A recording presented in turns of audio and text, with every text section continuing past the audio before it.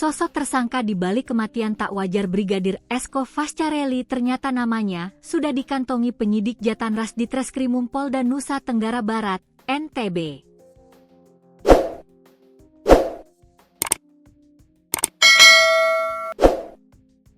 Meskipun dalam penyidikan, Polda NTB sudah mengungkap sejumlah pihak yang paling bertanggung jawab dalam kematian anggota Intel polisi tersebut.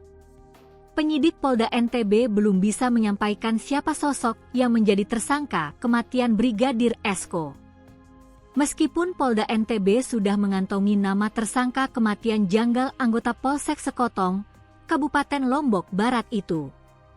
Tersangka adalah seorang yang karena perbuatannya atau keadaannya, berdasarkan bukti permulaan yang cukup, patut diduga sebagai pelaku tindak pidana.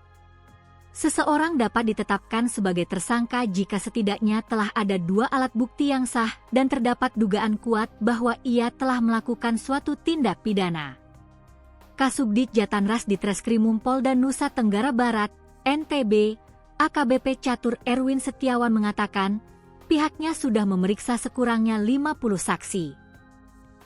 Termasuk istri korban yang juga anggota Polres Lombok Barat.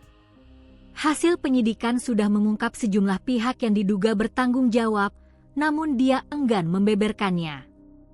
Itu rahasia, tidak bisa kami sampaikan, kata Catur, Kamis, 11 September 2025, dikutip Tribun Lampung, Co.id dari tribunlombok.com.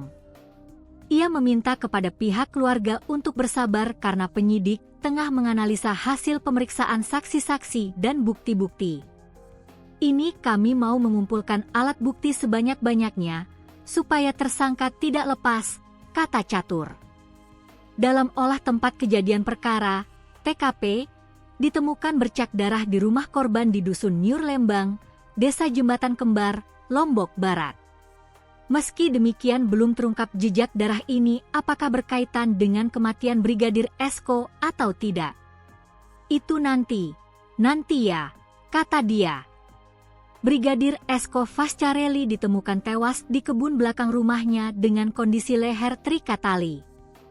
Dugaan awal ayah 2 anak tersebut mengakhiri hidup. Namun belakangan terungkap berdasarkan hasil visum bahwa Esko meregang nyawa karena dibunuh.